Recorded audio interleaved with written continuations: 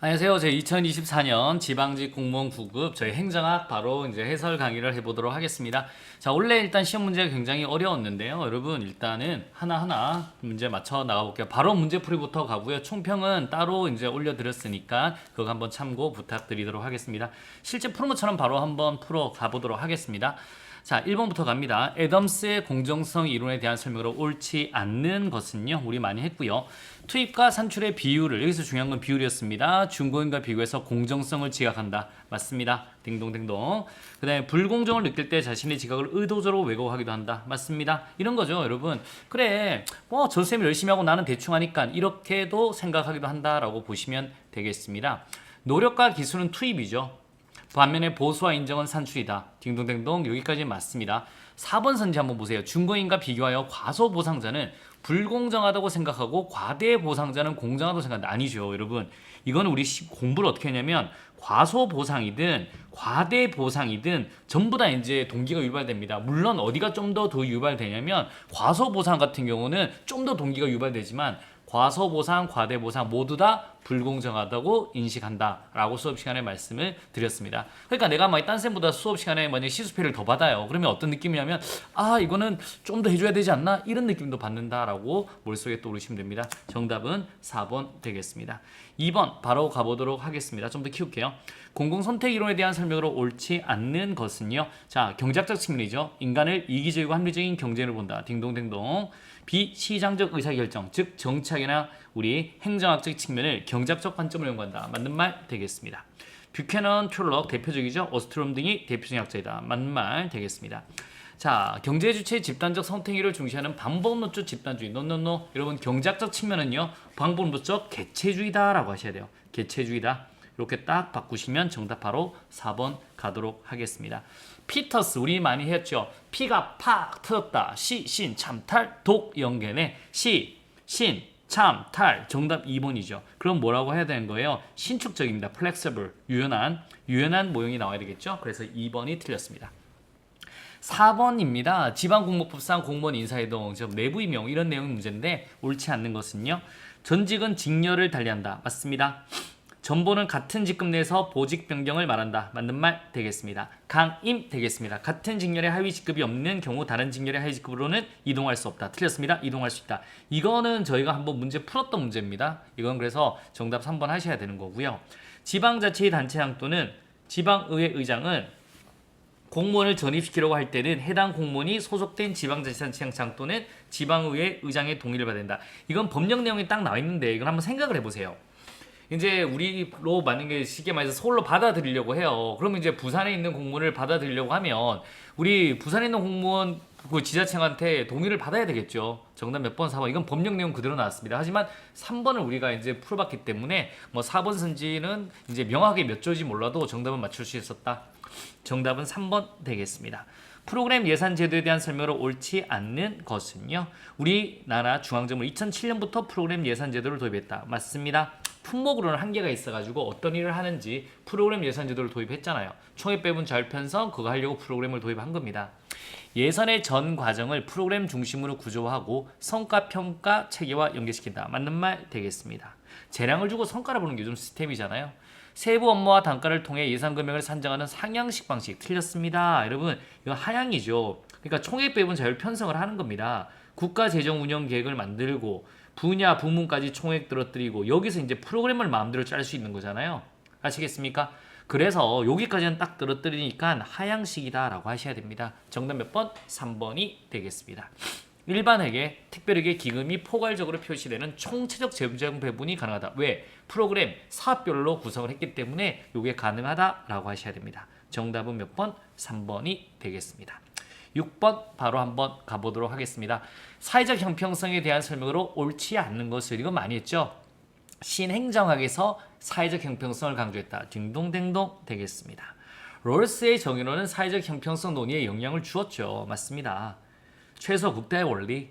자, 수직적 형평성, 다른 것은 다르게, 즉 동등한 여건에 있지 않는 사람을 동등하지 않게, 다른 것은 다르게. 그래서 동등하게 취급한다. 이게 틀린 겁니다. 다른 것은 다르게라고 하셔야 되고요. 4번 되겠습니다. 수평적 형평성은 동등한 것은 같게. 오케이. 동일노동 동일원금 딩동댕동 되겠습니다. 정답 몇 번? 3번 되겠습니다. 여기까지는 기분이 상당히 좋았을 겁니다. 어우 괜찮다 이렇게 봤죠? 7번 되겠습니다. 제가 수업 시간에 말했습니다. 어땠을까? 내가 그때 널 떠나지 않았으면 어땠을까? 이걸 항상 설명했습니다. 관련 사건이 일어났느냐, 일어나지 않았느냐에 기초하여 미래에 어떤 사건이 일어날 확률에 대해서 식견 있는 판단을 끌어내는 방법이다. 교차 역량 분석. 바로 제가 맨날 싸이 노래 가지고 설명을 드렸습니다. 어땠을까? 이렇게 정답 몇 번? 2번 바로 푸시면 되겠고요. 8번 되겠습니다. 예산 과정에 대한 설명으로 옳지 않는 것은요. 바로 1번이죠. 국가재정법에서는 대통령의 승인을 얻은 정부 예산안이 회계연도 개시 언제까지? 120일 전까지입니다. 바로 1번 틀리고 그래서 바로 20일, 헌법이 90일이죠. 그 다음에 자 예산안 편성 지침은 3월 30일까지 맞고요. 그 다음에 국회 예산결산특별위원회는 소관상임위원회에서 삭감한 세출 예산 각 항행 금액을 증가하게 하거나 세비모 설치할 경우는 소관상임위에 동의를 해야 된다. 딩동댕동 당연한 말. 그 다음에 4번 한번 갑니다. 우리 정부는 국회에 예산을 제출하는 부득이한 사유로 인하여 그 내용의 일부를 수정. 오케이. 국무회의 심의를 거쳐 대통령 승인을 얻는 수정 예산을 국회에 제출할 수 있다. 당연한 말 되겠습니다. 정답은 1번 바로 나왔죠. 신공공서비스론 이것도 바로 가셔야 됩니다. MPS입니다. 극복하기 NPM에 대한 반발로 나왔다. 맞습니다. 자꾸 NPM이 돈돈돈 그리잖아요. 비팔 이름과 파스트 모더니즘을 활용한다. 맞고요. 공익을 시민의 공유된 가치에 대한 담론의 결과 딩동댕동. NPM은 사익의 합. 정부는 노적기보다 방향잡기, 논논뇨, NPM 방향잡기, 뉴 커머스 방향잡기, MPS 봉사기. 정답 몇 번? 3번이 되겠습니다. 정부 관료는 헌법이나 법률, 정치 규범, 심의에 대한 대응성을 중요시한다. 맞습니다. 책임이 다원적이다. 이렇게 보시면 되고요. 10번 바로 가도록 하겠습니다. 팀제 조직에 대한 설명으로 옳은 것만을 모두 고른 것은요. 결정과 기획은 핵심 기능만 남기고 사업 집행 부분은 전문업체에 위탁한다. 이거는요. 네트워크 되겠습니다. 그래서 X 되겠습니다. 리연 되겠습니다. 역동적 환경 변화에 유연하고 적응하고 신속한 문제 해결. 맞습니다. 팀제 스포츠카 빠바박. 그 다음에 기술 구조 부분의 중심이 되고 작업 과정의 표준화가 주요 조정수혜다. 민단기 사장님 할 때 기술적 관료제. 그래서 일반적인 전통적 관료제 모형이라고 보시면 돼요. 디귿은. 그래서 날리시고 리얼 되겠습니다.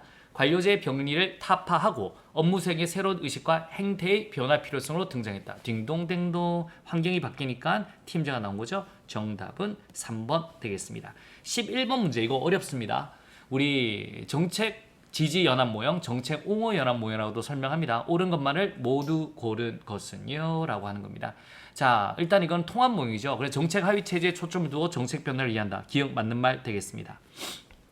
자 정책 지향 학습은 당연히 옹호 연합 내부뿐만 아니라 연합사에서도 이렇게 경쟁하고 이러면서도 학습이 이루어져요. 그래서 정답은 1번을 찾을 수가 있습니다. 이렇게 쉽게. 여기까지 보면 정답 1번 가시면 되는데 디귿이 이제 디귿 리얼이 세부적으로 들어간 거예요. 행정규칙, 예산 배분, 규정, 해석에 대한 결정은 정책 핵심 신념. 신념을 어떻게 나눴냐면 여러분 옹호 연합에서는 잘 보세요. 정책 핵심 신념하고요. 정책의 우리 자, 규범적 핵심 신념. 자, 볼게요.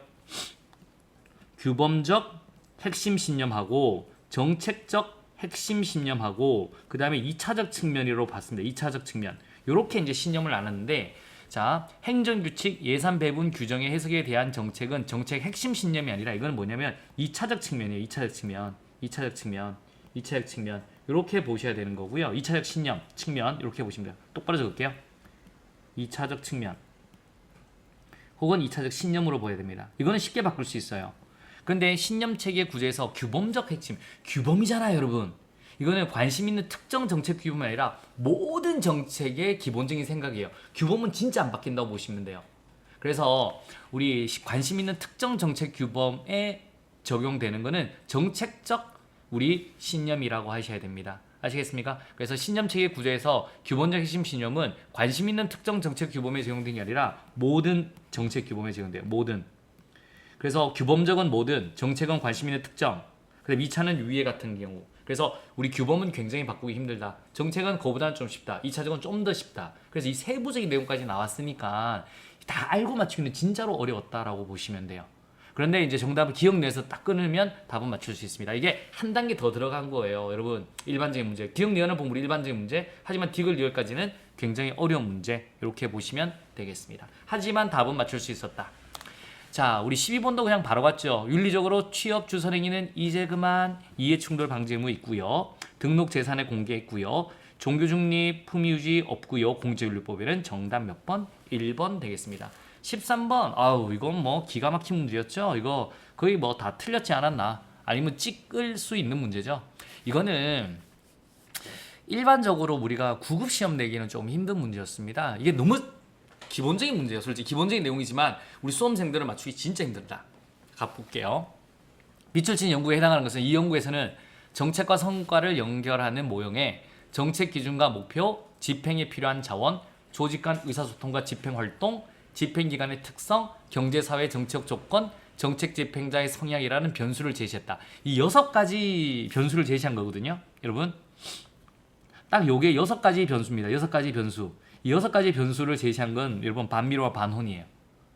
그래서 정답은 4번인 겁니다. 그러니까 이게 원래는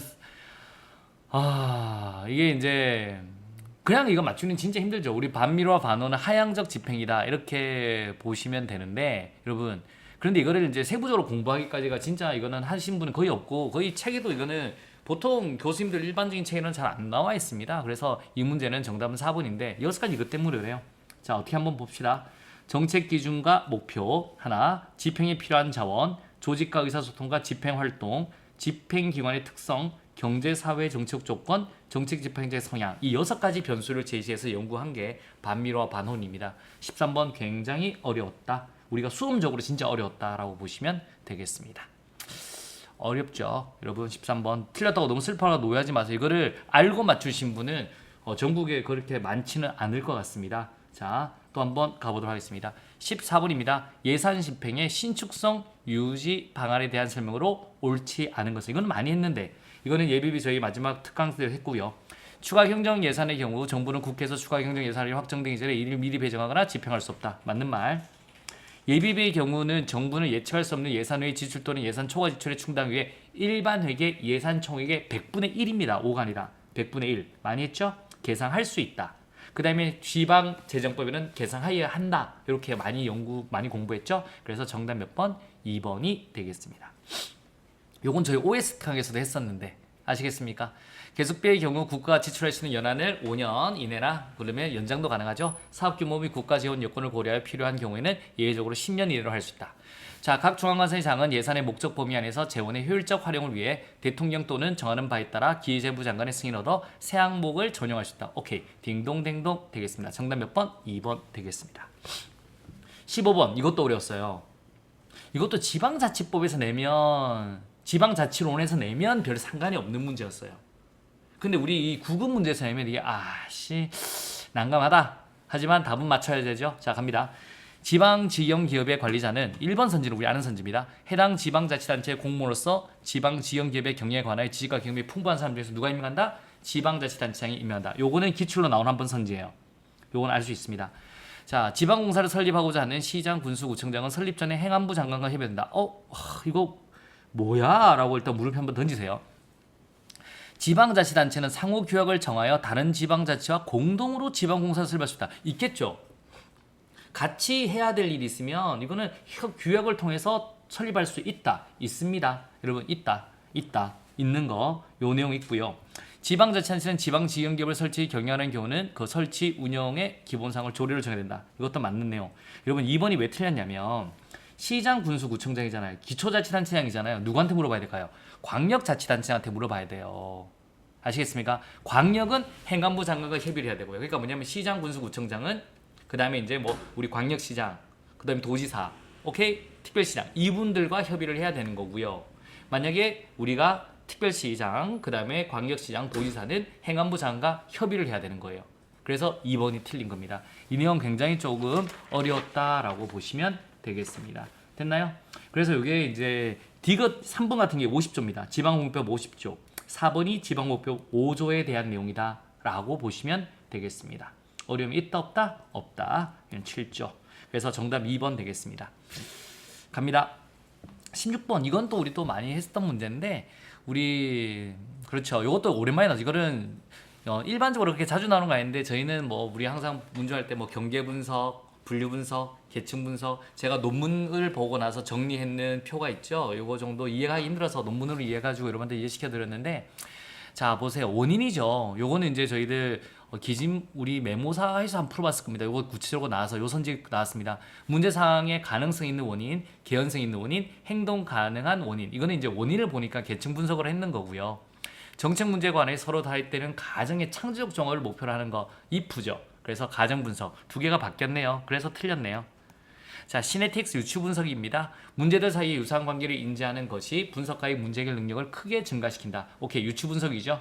이렇게 보시면 되는 거고요. 분류 분석입니다. 이제 분류한다고 그랬죠. 경계 분석, 분류 분석. 문제 사항을 정의하고 분류하기 위해 사용되는 개념을 명확하게 하기 위한 기법 맞는 말 되겠습니다. 정답 몇 번? 우리 4번 되겠습니다. 제 강의를 들었거나 제 문제를 풀었던 분들은 뭐 16번 문제는 기본적으로 편하게 맞추셨는데요. 그렇지 않은 이제 우리 수험생 같은 경우는 이게 좀 낯설을 수가 있었습니다. 왜냐면 이 부분이 이제 말로만 탁 나오면 문제로 그렇게 많이 나오는 문제가 아니어서 그래서 저도 이제 이거를 설명할 때 그래서 이제 논문을 보고 이렇게 여러분 표로 만들어서 드렸었는데 그래서 이거는 이렇게 보시면 뭐 큰 문제는 없고 기억 나머지 같은 경우는 저희들 한번 메모사에서 한번 구체적인 문제로 만들어 냈던 거라서 한번 보시면 되겠습니다. 자 17번 한번 볼게요. 이것도 어려웠습니다. 이게 어려운 게 아니라 이거는 답이 없네 뭐 이런 느낌 받았을 문제였어요. 자 갑니다. 저희는 우리 소가지고 설명했죠. 분류는 이랬습니다. 1등급, 2등급, 3등급 맞죠? 등급 기준표 맞습니다. 그 다음에 비계량이다 한 마리 전체 가지고 가니까 이렇게 설명했습니다. 오케이, 너는 1등급 써야, 너는 2등급 써야. 서열법은 너는 소중에 1, 너는 2. 그래서 비계량적 방법 한 마리 가지고 가죠. 이거 너무 많으면 힘들댔죠. 제가 10,000명 같으면 쓰고 줄 못 세운다 그랬습니다. 그래서 이거는 적은 소규모 조직에 적절하다. 맞는 말 되겠습니다. 자 3번 보세요. 점수법은 직무와 관련된 평가 요소를 선정하고 맞습니다. 각 요소별로 중요도를 부여해요. 그 다음에 다시 점수를 매기는 거예요.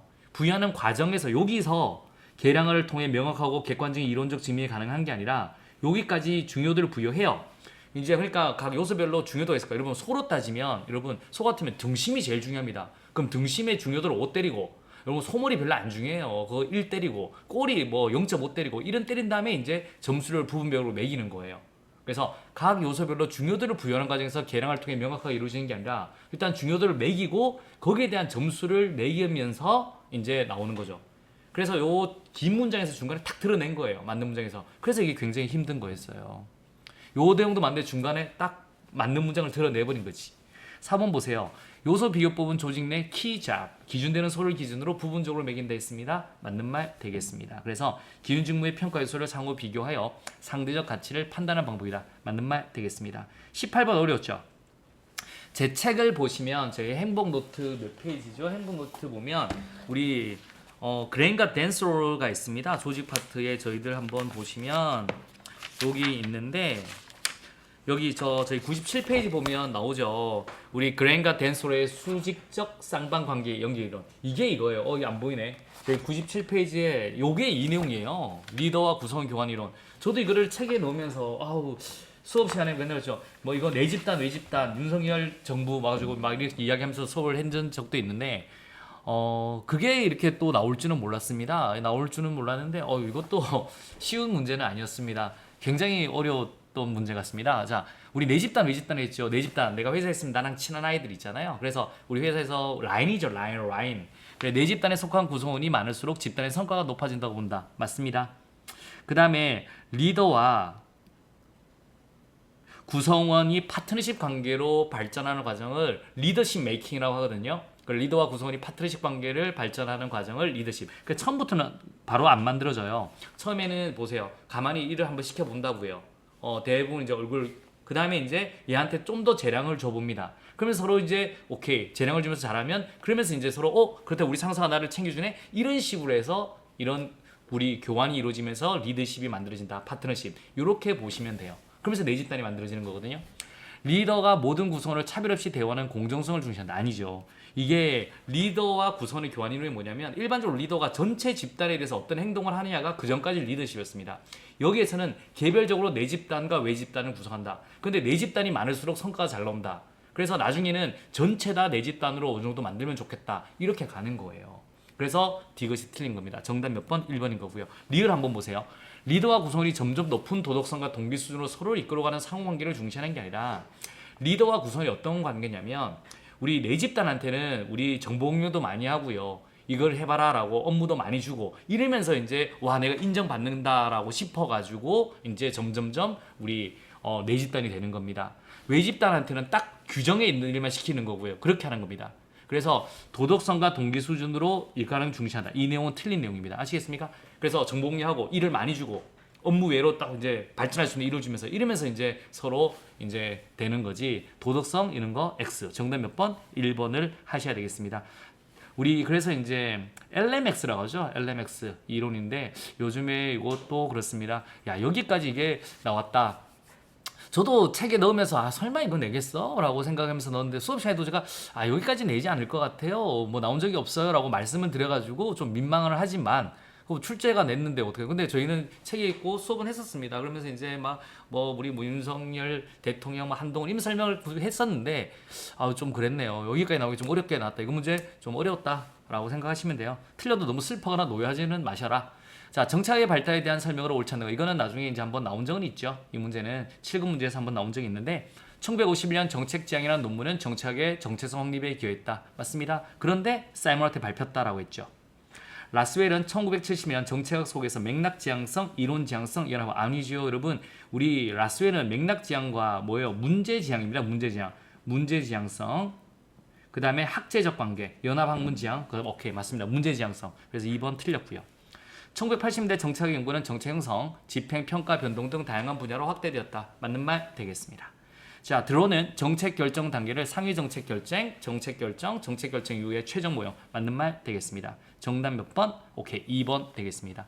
20번은 제가 마지막에 보우즈만이 출제가 될 거다. 라고 해서 마지막 법력 특강 2주일 전에 한번 했죠. 왜냐면 무어 나왔고, 그 다음에 넛지 나왔고, 요번에 보우즈만이 아주도 아무 시험에도 안 나왔다. 그래서 공부가치 실패론에 대한 설명을 드리고 문제도 만들어서 저희들 마지막 미러링에 넣었습니다. 그런데 이제 이게 7급은 나올까 9급 나올까를 몰랐는데 이게 아직 한 번도 안 나왔다. 그런데 이번에 이제 나왔기 때문에 이제 저희들 바뀐 세행장애 문제는 거의 다 나왔다라고 보시면 돼요.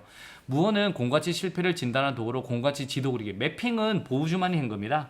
이렇게 두 개 바꿔서 낸 거예요.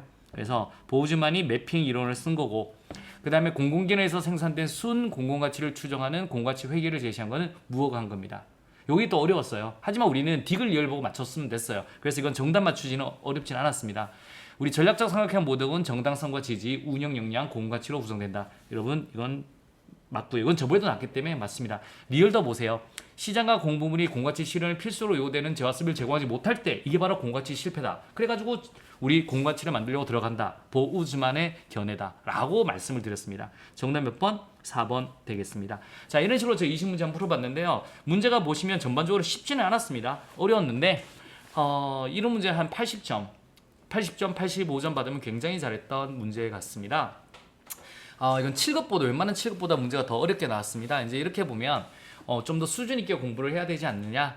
그런데 제 강의는 일단 보시면 알다시피 빵꾸가 그래도 다른 교수님보다는 덜 나는 편인 거죠. 그런데 왜냐면 기본적으로 이렇게 핸드 때도 작년 같은 경우도 블랙스버그 선언 이런 거 요즘에 보면 교수님들이 아주 기본적인 베이스, 행정학적인 관점에서 기본적인 베이스를 문제를 좀 출제를 많이 하는 것 같아요. 어려운 문제로 한두 개. 그런 문제를 이제 수업 시간에 중간중간에 이제 설명을 드리고 이제 그렇게 하면서 이제 그 문제가 또 출제가 돼서 이제 좀 좋기도 하고 좀 슬프기도 하고 한데 여러분들 이제 공부할 때 일단 가장 기본적인 맞출 수 있는 걸 다 맞추시고요. 나머지는 제가 이렇게 농담 참아 웃으면서 던지는 것들도 귀를 한번 담아주세요. 저도 꾸준히 이제 논문들 보고 꾸준히 이제 교수님들 또 새로운 우리 논문들을 계속 보면서 있거든요. 그러면서 흐름을 보면서 잡아내는 건데 내년도 역시 이러지 않을까요, 여러분? 그래서 우리 이런 행정학 표면적인 것도 확실히 하고 그 다음에 중요하고 어려운 거는 마지막에 또 제가 정리하겠습니다. 원래도 이제 보우즈만 같은 경우는 원래 나올 것 같다. 그래서 마지막 특강을 했는데 결국 나왔던 문제였습니다.